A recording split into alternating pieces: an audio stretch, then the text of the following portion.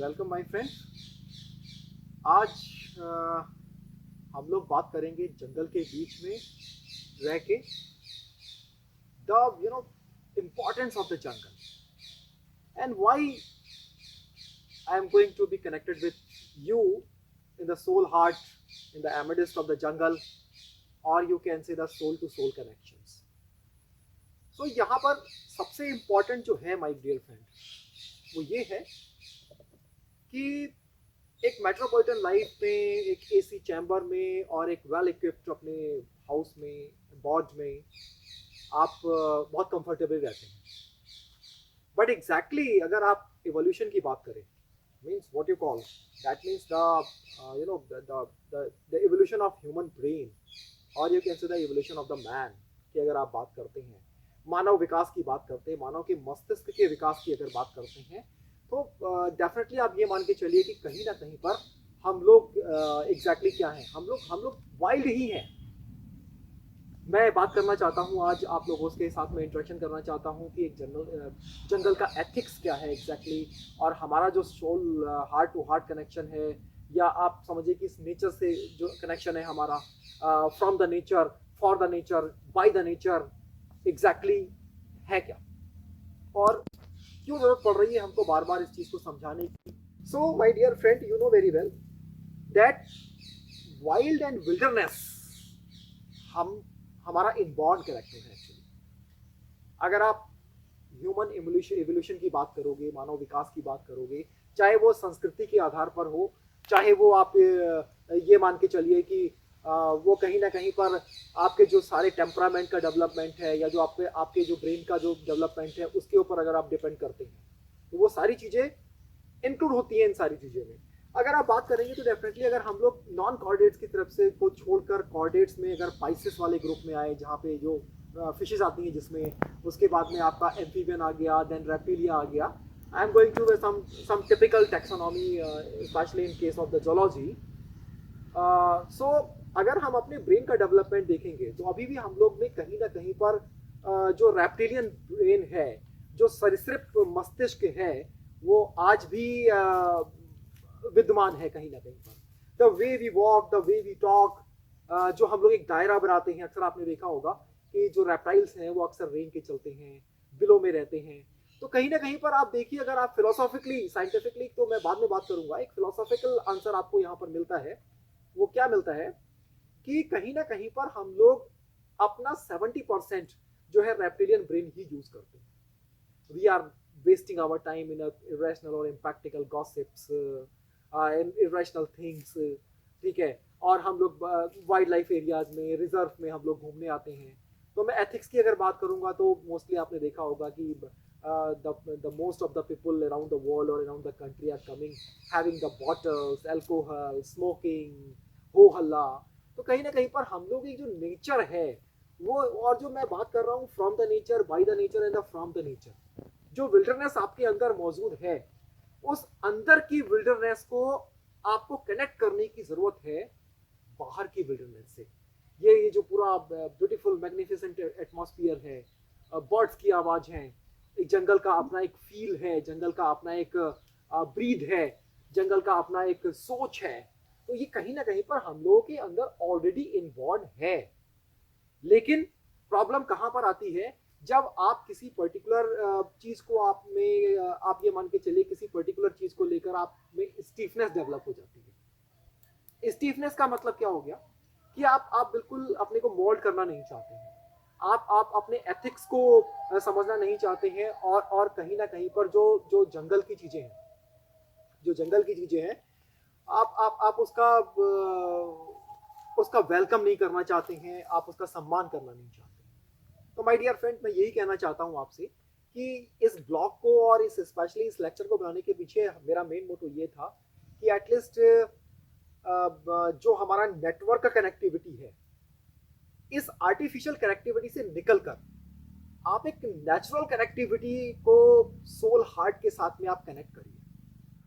So my dear friend, जो main motto है हमारा बात करने का वो ये है कि मेरा रिक्वेस्ट है सभी इंटेलेक्चुअल से, और जो लोग नेशनल पार्क और वाइल्ड लाइफ सेंचुरी और इस तरह के एरिया में आते हैं, तो आप अपनी जो अपनी विल्डरनेस है, जो आपका अपना एक नेचुरल जंगलीपना है जिसे आप कह सकते हैं।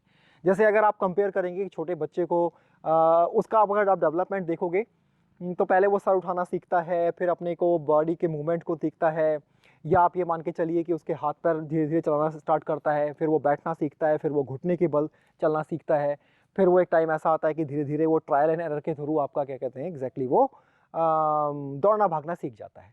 तो बेसिकली हमारा जो ह्यूमन ब्रेन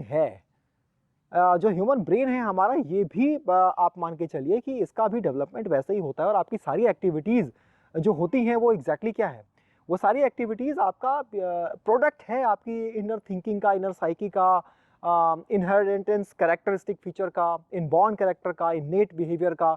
ये सारा जो टाइप ऑफ बिहेवियर है एग्जैक्टली हम लोग बोरो करते हैं, हम लोग बियर करते हैं ये सारी चीज़ें। सो अगर आप थोड़ा सा टिपिकल जोलॉजी की तरफ जाएंगे, एम्ब्रियोलॉजी की तरफ जाएंगे, तो अगर आप भ्रूण का विकास देखेंगे, एम्ब्रियो का देखेंगे, तो आपको देखिए फिश से लेकर मैमेलियन एम्ब्रियो तक में कोई बहुत ज़्यादा डिफरेंस नज़र नहीं आता, they are look like at same. तो ये कहीं ना कहीं पर ये शो करता है कि हम लोगों का जो डेवलपमेंट हुआ है वो लोअर एनिमल्स और जो हमारे हायर एनिमल्स हैं वो चीज़ है हमारे अंदर। इसीलिए मैं बार बार बात कर रहा हूँ कि हम लोग रेप्टिलियन ब्रेन जो हमारा है वो अभी भी बहुत इनर्ट है हम लोगों के पास में। और इन सब चीज़ों को हमारे लिए जो क्या है, इन सब चीज़ों का जो हमारा है एक जीवंत प्रोसेस है हमारे साथ में। So my dear friend, exactly जो मैं बात करना चाह रहा हूँ वो ये बात करना चाह रहा हूँ कि जो आप अपने जो आपका अपना एक विल्डरनेस है आप उसको बरकरार रखिए। बस आपको क्या करना है, you have to be connect inner core of your heart with this natural environment with outer world. So exactly what you call the very best beautiful dialogue is you become a transparent like a water, or you must have a quality of the water. पानी की तरह रहो, जिस भी बॉबल में जाएं आप उसको वो शेप, वो साइज, वो फील आप अडॉप्ट कर लें, वो आप अडॉप्ट कर लें। अब मैंने नेशनल पार्क और मैंने सेंचुरीज में देखा कि बहुत सारे हमारे पास ऐसे पर्यटक आते हैं जो डेफिनेटली आप ये मान के चलिए कि बहुत सारी वाहियात हरकतें, बहुत सारी anti natural activities, anti wild life activities, और बड़ा दुख होता है इस चीज़ को देखकर। सो दूसरा बेस्ट एग्जाम्पल मैं बताऊं अभी आपका कि वी हैव यू जस्ट आप पैंडेमिक कैटास्ट्रॉफिक से आप गुजर रहे थे, अभी आपका नियर अबाउट अभी थोड़ा सा रिलैक्सेशन आप लोग को मिल गया। जस्ट आप फील करिए कि आपको किस तरीके से एक पिंजरे में कैद कर दिया गया था, आपका होम क्वारंटीन हो गया था और पूरी तरीके से बैन था आपका बाहर जाना। सो आपका एक्टिविटी क्या था, basically how much stress upon you because you are unable to be step outside. ठीक उसी तरीके से जब आप एक जंगल में जाते हैं, जंगल का एक अपना फील है, जंगल के एनिमल का अपना एक फील है, उसका अपना एक लाइफ है, लेकिन आपका हो हल्ला और आपका जो बेसिकली ये मान के चलिए कि जो आपका जो एक्टिविटी है, जो बेसिकली आपकी जो एक्टिविटी है, वो एक्टिविटीज कहीं ना कहीं पर उसकी पर्सनल लाइफ को डिस्टर्ब करती है। सो everybody's need a comfortability or the need of comfort zone. So basically जो आपके अंदर नेचर ने दिया हुआ है, what I am trying to say, what I mean to say, उस अंदर के ह्यूमन बींग्स को, अंदर के नेचुरल इन्वायरमेंट को आपको डेवलप करने की जरूरत है, और वो ऑलरेडी डेवलप्ड है। बस आपको क्या करना है, you are just trying to be connect the things whatever inside you, and how can you interrelate or correlate with the this beautiful mother nature. आप देखिए कि जब कभी आप बहुत ज़्यादा परेशान होते हैं तो जनरली आपने देखा होगा कि आप YouTube में, मोस्टली मैंने देखा लोगों को, और ऐसा साइकोलॉजिकल एनालिसिस भी किया गया है कि आप लोग जंगली जानवर देखना पसंद करते हो, या आप झरनों की आवाज़, पानी की आवाज़, पत्तों की खड़खड़ाहट, और डिफरेंट सीजनल वेरिएशंस, बहुत सारे पक्षियों की आवाज़ें आपको कहीं ना कहीं पर अट्रैक्ट करती हैं। It means what?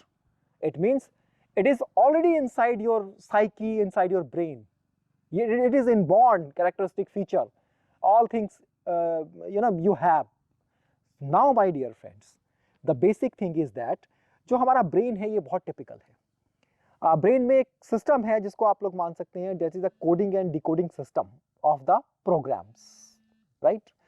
सो आप एक बहुत कॉमन सा मैं एग्जांपल बताऊं आप लोग को कि आप सपोज टू भी रात में अगर सोते हैं और रात में आपने सोने से पहले किसी को मैसेज आपने किया कि गुड नाइट और हैव अ स्वीट स्लीप और साउंड स्लीप और स्वीट ड्रीम, इट मीन्स आप ये मान के चलिए ये आपने नहीं करा है, आपके ब्रेन ने एक मैसेज कोड किया है और आप ये मैसेज कोड करके आप क्या हुआ, आप सो गए हैं।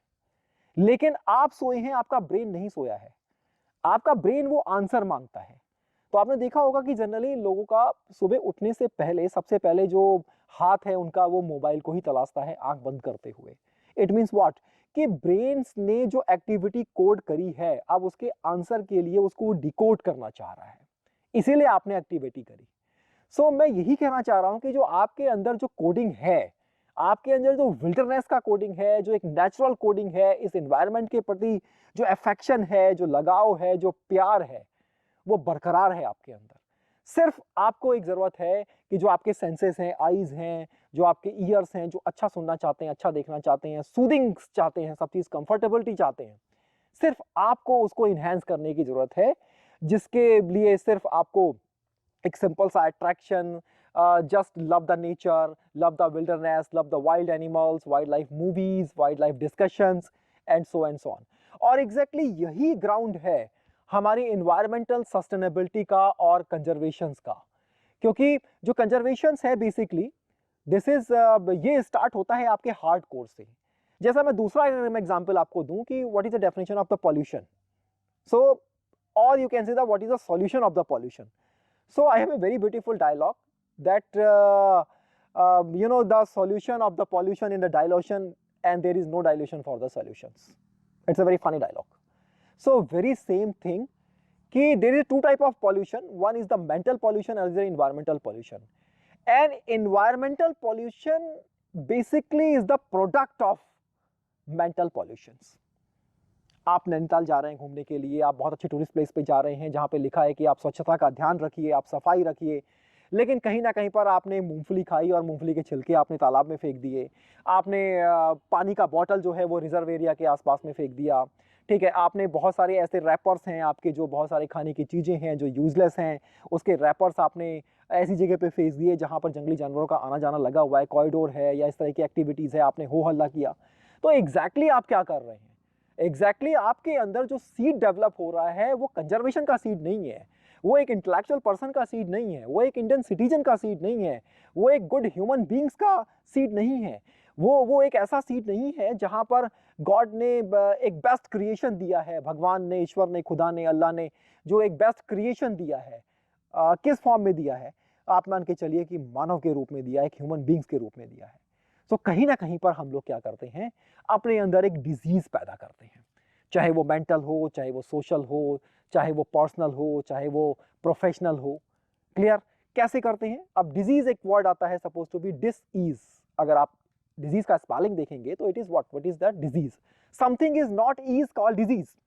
सो अगर आपने सोसाइटी में किसी का टायर पंक्चर कर दिया, किसी की गाड़ी पे कुछ लिख दिया आपने, किसी वाइल्ड एनिमल को आपने पत्थर मार दिया, किसी वाइल्ड लाइफ एरिया में जाके आपने किसी पर्टिकुलर एनिमल को चेस किया, सो ये क्या कर रहे हैं आप?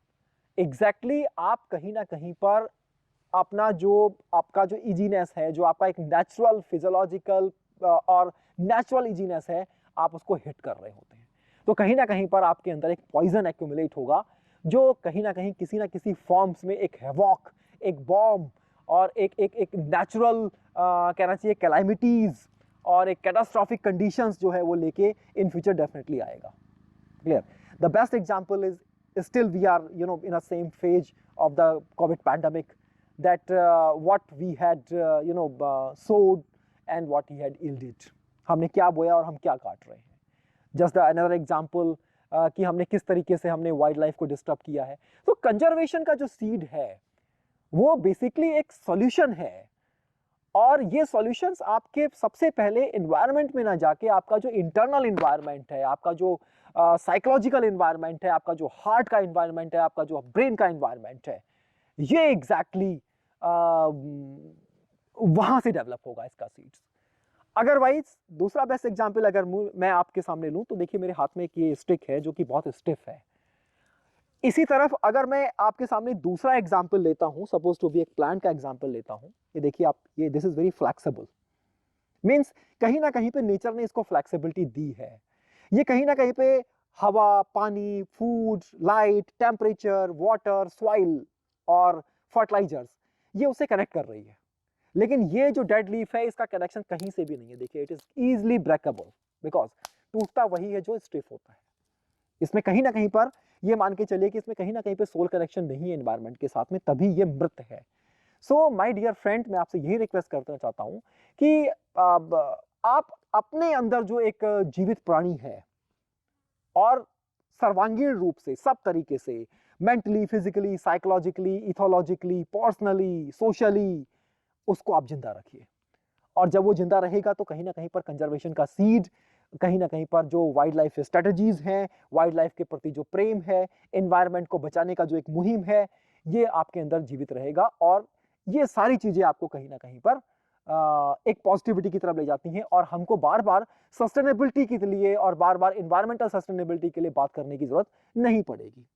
सो माय डियर फ्रेंड, जो मेरा जो मेन टॉपिक था, वो मेन चीज था कि I would like to be connect your soul, heart with the environmental soul, or environmental, in fact environmental, type of what environmental scenarios, environmental beauty and etc etc. So my dear friend, आप अपने अंदर जो आपका wilderness है, आपके अंदर जो एक ह्यूमन बींग्स जो जिंदा है, उसको आप हमेशा जिंदा रखिए, और वाइल्ड लाइफ के प्रति, जंगल के एथिक्स के प्रति, जंगल का सम्मान करिए, जंगली जानवर का सम्मान करिए, और एक लगाव है एनवायरनमेंट का, वो आप जीवित रखिए। और इस नेचर का जो ब्यूटीफुल नेचर का जो कायनात है, इस कायनात में अपने आप को भी जीवित रखिए और दूसरे को भी जीने दीजिए। इसी शब्दों के साथ में मैं आज का जो टॉपिक्स है वो मैं आपका डिस्कशन टॉपिक में समाप्त करता हूं। Thank you very much my dear friends, have a nice day.